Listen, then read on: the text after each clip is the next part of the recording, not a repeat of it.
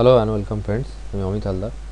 আজকে আমরা যে টপিকটা ডিসকাস করব সেটা হচ্ছে স্যালারি স্ট্রাকচার। এক্সেলের মধ্যে স্যালারি স্ট্রাকচার কীভাবে বানানো যায়।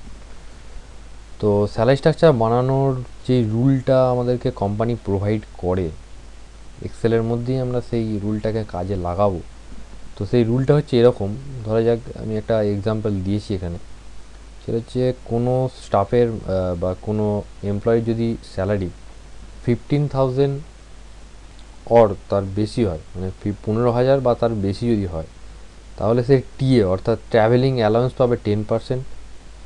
যদি কোনো স্টাফ 8,000 বা তার বেশি স্যালারি পায়, তাহলে সে টিএ বা ট্রাভেলিং অ্যালাউন্স পাবে 7%। যদি কোনো স্টাফ বা এমপ্লয়ি 5,000 বা তার বেশি মাইনে পায়, তাহলে সে টিএ পাবে 5%। এবং 5,000-এর নিচেই যে স্টাফগুলো রয়েছে বা এই যে এমপ্লয়িগুলো রয়েছে, সেই এমপ্লয়িগুলো কোনো টিএ কিন্তু পাচ্ছে না, 0% পাচ্ছে। এখানে আরেকটা জিনিস বলে রাখি, সেটা হচ্ছে এই যে 15,000 বা তার বেশি হলে যে 10% টিএটা পাবে, এই টিএটা কিন্তু ওর বর্তমান স্যালারি কিন্তু 10% পাবে। সে যদি 16,500 টাকা যদি তার স্যালারি হয়, সেটা অবশ্যই 15,000 টাকার বেশি, তখন কিন্তু ওর টিএটা পাবে যেটা, সেটা হচ্ছে 16,500 টাকার 10% টিএটা কিন্তু পাবে। ঠিক সেমভাবে ডিএ অর্থাৎ ডিয়ারনেস অ্যালাওয়েন্স, 15,000 বা তার বেশি হলে, যদি 15,000 বা তার বেশি স্যালারি পায়, তাহলে সেটা হবে 20%। 8,000 বা তার বেশি স্যালারি হলে 17%। 15,000 বা তার 5,000 বা তার বেশি মাইনে পেলে 11%। 5,000-এর নিচে হলে 0%। ঠিক একইভাবে এমএফ অর্থাৎ মিউচুয়াল ফান্ড, যেখানে ও টাকা জমা রাখে, যেখানে টাকা ইনভেস্ট করে, যদি 15,000 বা তার বেশি স্যালারি হয়, সে 9% পর্যন্ত মিউচুয়াল ফান্ডে ইনভেস্ট করতে পারবে। 8,000 বা তার বেশি স্যালারি হলে সে 6% পর্যন্ত, তার স্যালারির 6%, অবশ্যই স্যালারির 6% পর্যন্ত মিউচুয়াল ফান্ডে ইনভেস্ট করতে পারবে। 5,000 টাকা যদি কারো স্যালারি বা তার বেশি হয়, তাহলে কিন্তু 3% ইনভেস্ট করতে পারবে। আর 5-এর নিচে হলে সে কিন্তু কোনো ইনভেস্টমেন্ট করতে পারছে না। ঠিক একইভাবে পিএফ অর্থাৎ provident fund, 8%, 4%, 2% and same as 0%। এখানে আরেকটা জিনিস বলে রাখি, সেটা হচ্ছে ডেজিগনেশনটাও আমরা মেনশন করবো অ্যাকর্ডিং টু দেয়ার স্যালারি, মানে তাদের গ্রস স্যালারির উপর ডিপেন্ড করে আমরা কিন্তু তাদের ডেজিগনেশনটাও ডিপেন্ড করব। যেমন যদি 15,000 বা তার বেশি কারো মাইনে হয়, সাপোজ তাকে আমি বলছি ম্যানেজার। 8,000 বা তার বেশি মাইনে হলে তাকে আমরা বলবো স্টাফ। 5,000 বা তার বেশি স্যালারি হলে আমরা তাকে বলবো ক্লার্ক। আর 5-এর নিচেই যেই সমস্ত এমপ্লয়িগুলো রয়েছে তাদের কোনো পোস্ট থাকবে না, মানে তারা কন্ট্রাকচুয়াল কাজ করে বা টেম্পোরারি কাজ করে। তো এই স্ট্রাকচারটাকে আমরা মেনে পড়ে একটা স্যালারি স্ট্রাকচার বানাবো, যে স্যালারি স্ট্রাকচারটা দেখতে অনেকটা এরকম। দেখো এখানে আমি অলরেডি কিছু এমপ্লয়ির নাম লিখে রেখেছি, মানে গ্রস স্যালারি আমি বুঝিয়ে রেখেছি তারা কী কী স্যালারি পায়। একজন পায় 16,700, একজন 9,400, একজন 7,300, একজন 4,500, একজন 6,000 টাকা। তো এই সব এমপ্লয়িগুলোর আমি রেসপেক্টিভ যেটা বার করবো, সেটা হচ্ছে TA, DA, MF, PF, net salary and designation. তো দেখো টিএটা কীভাবে বার করি। টিএটা বার করার জন্য এখানে দেখো একটা জিনিস বলে রাখি, সেটা হচ্ছে এই যে স্ট্রাকচারটা আমরা দেখতে পাচ্ছি, এই স্ট্রাকচারটা যদি আমাকে ফুলফিল করতে হয়, এখানে কিন্তু দুটো জিনিস আমাকে বার করতে হবে। প্রথমে এটা হচ্ছে এই টেবিলটার রেসপেক্টে যদি আমি এই চারটাকে যদি কাজে লাগাই, তাহলে প্রথমে আমাকে যেটা বের করতে হবে সেটা হচ্ছে রাম। এই যে এমপ্লয়িটা রয়েছে, রাম কি 15,000-এর বেশি স্যালারি পায় নাকি কম, নাকি 8,000-এর বেশি স্যালারি পায় নাকি কম, নাকি 5,000-এর বেশি স্যালারি পায় নাকি কম। তাহলে আমাকে প্রথমে যে চেকিংটা করতে হবে সেটা হচ্ছে ওর স্যালারি কত পাচ্ছে, 15, 8 নাকি 5। এই তিনটে স্ল্যাবের মধ্যে কোন স্ল্যাবটায় ওকে আমি ফেলবো। নেক্সট যেটা আমি করব সেটা হচ্ছে এই যে 10% টি এর কথা বলেছি, এই 10% টিএটা ওর প্রেজেন্ট স্যালারির সঙ্গে কিন্তু আমাকে 10% স্যালারিটা ক্যালকুলেট করতে হবে। ওর এখন প্রেজেন্ট স্যালারি ধরা যাক 16,700 টাকা, মানে আমরা এখানে দেখতে পাচ্ছি যেটা 15,000 বেশি। তাহলে কী হবে, এই রাম বলে এমপ্লয়িটা কিন্তু ওর স্যালারির 10% কিন্তু আমাদের টিএ ক্যালকুলেট হবে। মানে কত হবে তোমার 1,670 টাকা ওর কিন্তু টিএর ঘরটায় দেখাবে। ঠিক সেমভাবে বাকি সব স্টাফগুলো। তাহলে আমার এখানে দুটো কাজ থাকছে। ফার্স্ট কাজ যেটা হচ্ছে সেটা হচ্ছে ওই এমপ্লয়িটাকে প্রথমে চেক করা যে ও কোন স্ল্যাবের মধ্যে আসছে, 15,000, 8,000 আর 5,000, নাকি 5,000-এর নিচে। দেন যেটা আসবে সেটা হচ্ছে এই রেসপেক্টিভ পার্সেন্টেজগুলোর সঙ্গে ওই ওদের স্যালারিটাকে ক্যালকুলেট করে দিতে হবে, বা ওদের টিএডিএগুলোকে ক্যালকুলেট করতে হবে।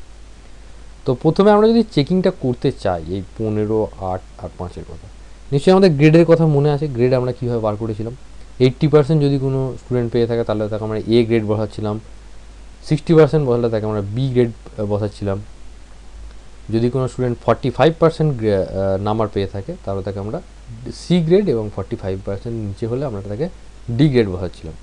তো সেই ব্যাপারটার মধ্যেই দেখো এখানটায় অনেকটা সিমিলারিটি রয়েছে, 15,000, 8,000, 5,000 আর তার এগেনস্টে একটা করে দেখো রেসপেক্টিভ পার্সেন্টেজ। তো আমরা এখানেও সেই একইভাবে ইফ ফর্মুলাটাকে কাজে লাগাবো। দেখো ইফ ফর্মুলাটাকে আমি কীভাবে কাজে লাগাচ্ছি, দেখো প্রথমে টি এর ঘরটায় আসবে, আসার পর ইকুয়াল টু সাইন দেবে। এখানে কিন্তু খুব সাবধানতা অবলম্বন করে ইফটা লিখতে হবে। দেখো if first bracket open, next যেটা দিচ্ছে সেটা হচ্ছে লজিক্যাল টেস্ট। আমরা জানি এখানটায় কী করতে হবে। লজিক্যাল টেস্টে যেটা দেবো সেটা হচ্ছে gross salary cell address greater than equal two 15,000। আচ্ছা, এখানে 15,000ই কেন দিলাম? 15,000 দেওয়ার কারণটা হচ্ছে আমার এখানে বলে দিয়েছে যে আমি কোন কোন স্ল্যাবগুলো ক্রিয়েট করবো, তার জন্য 15,000 লিখলাম, দেন কমা। এবারে ভ্যালু ইফ ট্রু মানে আমাকে ইয়েস ভ্যালুটা দিতে হবে। এখানে ইয়েস ভ্যালুটার সময় দেখো গ্রেডের সময় আমরা যেটা করছিলাম সেটা হচ্ছে কোটেশনের মধ্যে একটা এ লিখে দিচ্ছিলাম। তো এখানে যেটা করবো সেটা হচ্ছে, দেখো আমাকে এখানে এ বলেনি, আমাকে যেটা বলেছে সেটা হচ্ছে রেসপেক্টিভ একটা পার্সেন্টেজ দিয়ে দিয়েছে। তো পার্সেন্টেজটা ক্যালকুলেট করাবো কার সাথে? পার্সেন্টেজটা ক্যালকুলেট করাবো কিন্তু এই গ্রস স্যালারির সাথেই।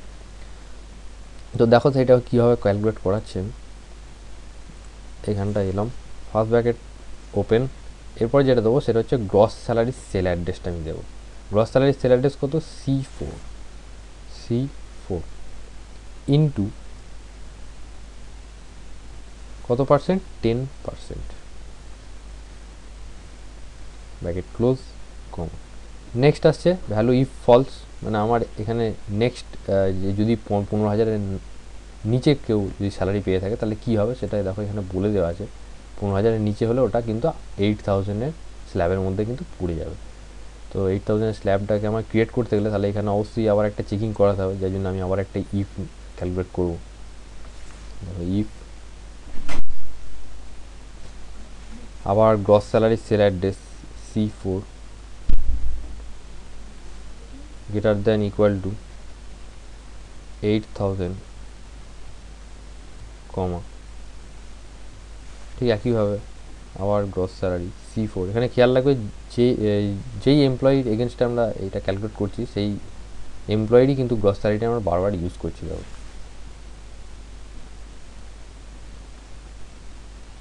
কত পার্সেন্ট হবে এখানে, দেখো আমরা লিখে দিয়েছি 7%,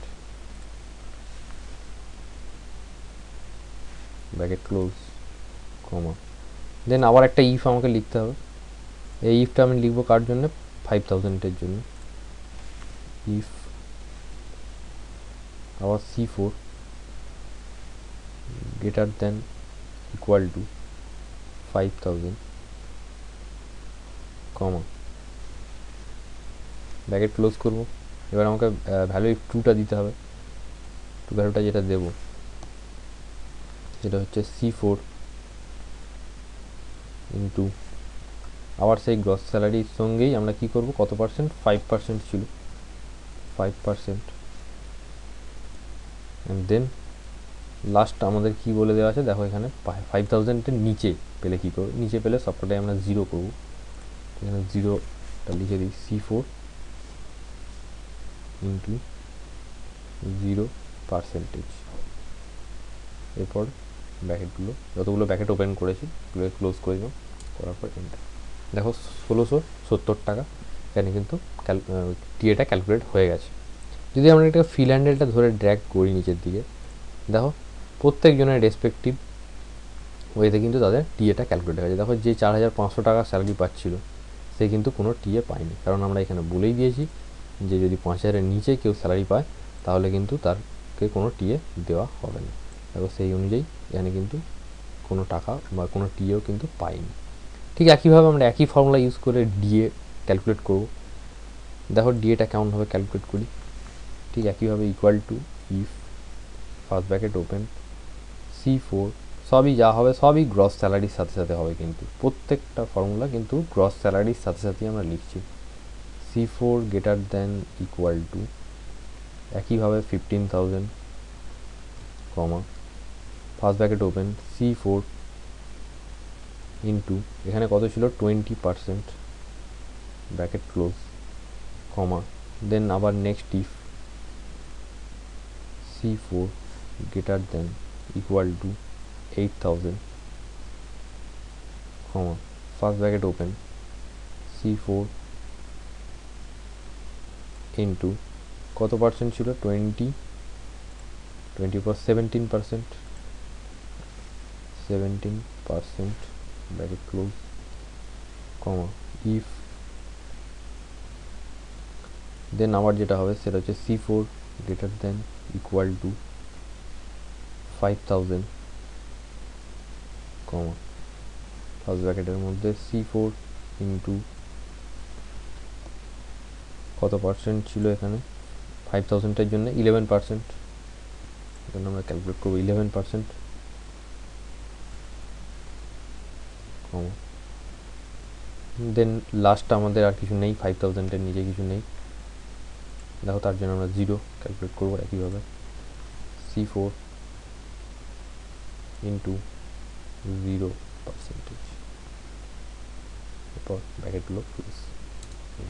দেখো 3340 টাকা কিন্তু ওদের ডিএর বেরিয়ে গেছে। এবারে একইভাবে ফিল হ্যান্ডেল ধরে নিচের দিকে ড্র্যাগ করলে দেখো রেসপেক্টিভ অ্যামাউন্টগুলো সব কটা বেরিয়ে গেছে। কিন্তু দেখো এই যে তন্ময় বলে এই যে এমপ্লয়িটা রয়েছে, এ কিন্তু যেহেতু 4,500 টাকা স্যালারি পাচ্ছে, সেহেতু কিন্তু দেখো প্রত্যেকটা ক্ষেত্রে কিন্তু 0, যেটা আমাদের অ্যাকর্ডিং টু কোম্পানির রুলস যেটা আমাদের করে দিয়েছিল সেই অনুযায়ী কিন্তু স্যালারিটা ক্যালকুলেট হচ্ছে। ঠিক একইভাবে আমরা এমএফটা বার করবো। দেখো এমএফটা কীভাবে বার করি, ইফ আবার ঠিক একইভাবে গ্রস স্যালারি সেল অ্যাড্রেস, তোমরা এইভাবেও দিতে পারো, স্যালারি গ্রস স্যালারির উপরে ক্লিক করে দিলেও সেল অ্যাড্রেস চলে আসবে, greater than equal two 15,000 first ব্র্যাকেটের মধ্যে আবার gross salary cell address into কত পার্সেন্ট ছিল ওখানে 9% ব্র্যাকেট ক্লোজ কমা দেন আবার ইফ আবার একইভাবে gross salary cell address greater than equal to 8,000 comma first ব্র্যাকেটের মধ্যে C4 ইন্টু কত পার্সেন্ট ছিল এখানে, দেখো 6% ফার্স্ট ব্র্যাকেট ক্লোজ দেন আবার একটা ইফ দেন আবার gross salary C4 greater than equal to 5,000 comma first ব্র্যাকেটের মধ্যে C4 ইন্টু কত পার্সেন্ট হবে, এটা 3% ছিল, 3%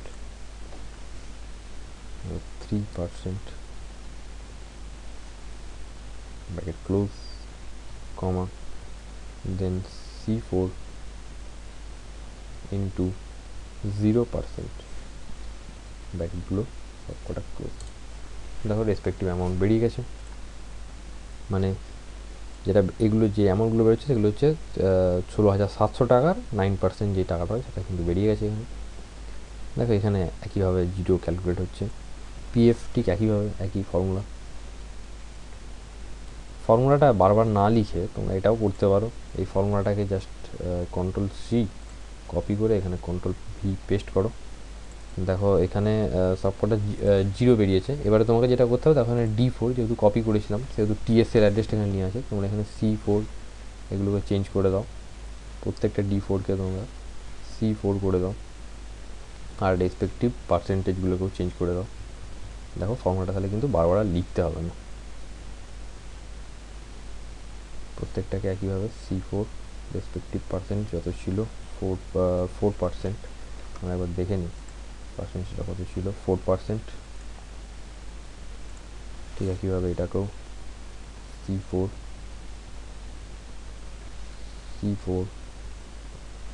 এটা ছিল 2% অ্যান্ড দেন এটা C4।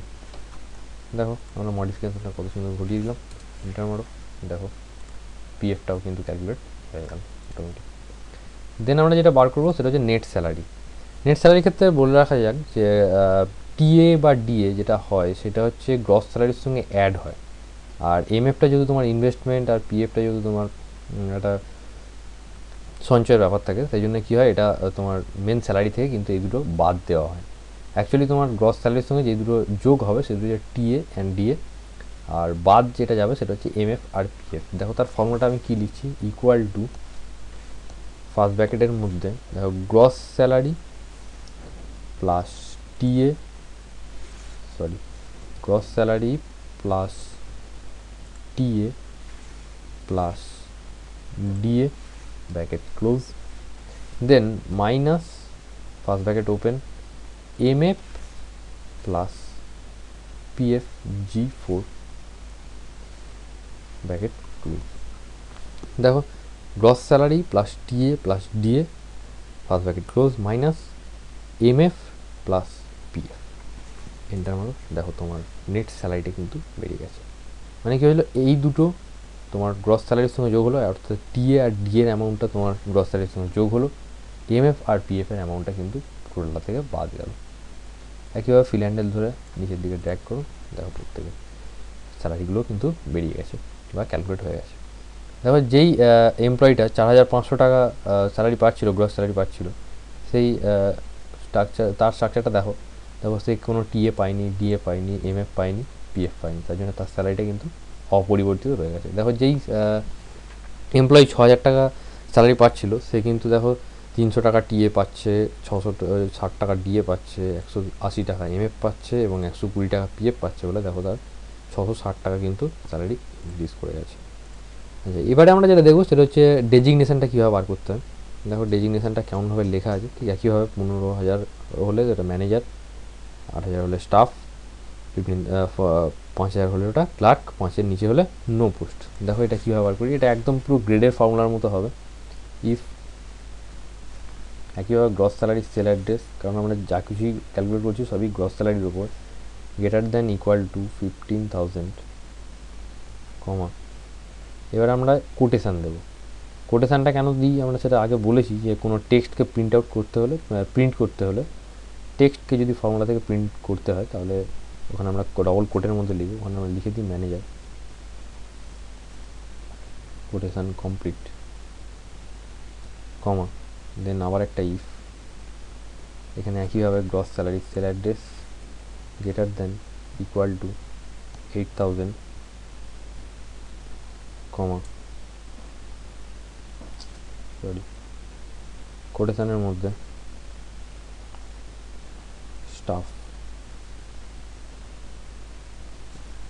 দেখো পরে কী ছিল স্টাফ, তারপরে আসবে clerk, quotation complete comma, then আবার একটা if, first bracket open, then আবার gross salary cell address greater than equal to 5,000, কোটেশানের মধ্যে যেটা হবে সেটা হচ্ছে ক্লার্ক, দেখো সেটাই ছিল ক্লার্ক, দেন নো পোস্ট কমা দিয়ে, আর আমাদের কোনো জায়গা নেই সেই জন্য আমরা শেষে নো পোস্টটা লিখে দেবো, নো পোস্ট কোটেশান কমপ্লিট, 3টে ব্র্যাকেট ক্লোজ, এন্টার মারো। দেখো ডেজিগনেশনটা দেখিয়ে দিচ্ছে।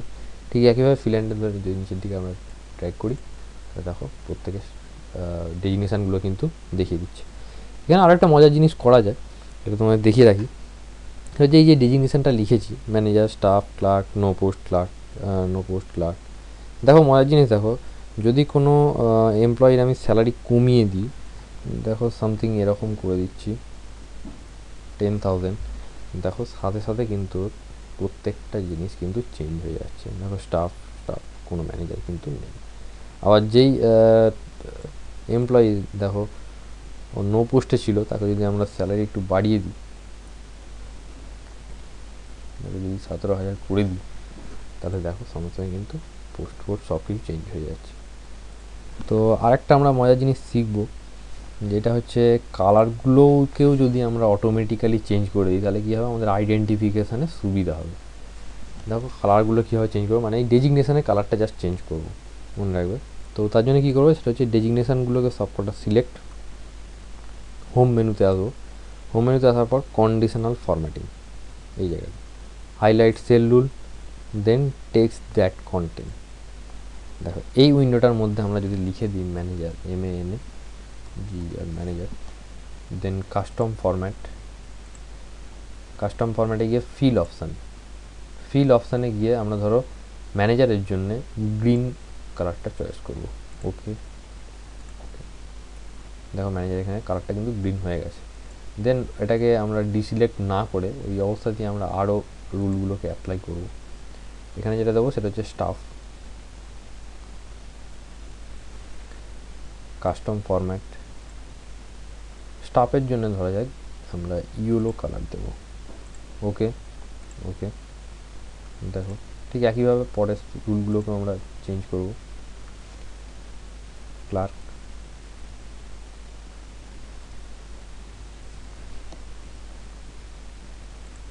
কাস্টম ফরম্যাট, এখান থেকে ধরো আমরা ব্লু কালার দিলাম। ওকে, অ্যান্ড নো পোস্টের জন্য যদি আমরা রেড কালার অ্যাসাইন করি, দেখুন no post custom format red. Okay, দেখো প্রত্যেকটা কিন্তু রেসপেক্টিভ কালারগুলো কিন্তু নিয়ে নিয়েছে। যদি কোনো সময় আমাদের প্রয়োজন হয়, ধরা যাক এই এমপ্লয়িটাকে যেমন আমরা স্যালারি বাড়িয়ে দিয়েছিলাম, ধরা যাক 5,600 টাকা করে দিলাম, দেখো সাথে সাথে কিন্তু ক্লার্ক দেখাচ্ছে। যদি ওকে আমার স্টাফ করার ইচ্ছা হয় তাহলে দেখো ওকে আমি আরও একটু স্যালারি বাড়িয়ে দিতে পারি, দিলেই দেখো ও কিন্তু অটোমেটিক ডেজিগনেশনের সাথে সাথে কিন্তু তোমার কালারগুলো চেঞ্জ হচ্ছে, ইচ অ্যান্ড এভরিথিং। আশা করি পুরো সিটটা বোঝা গেছে। Thank you.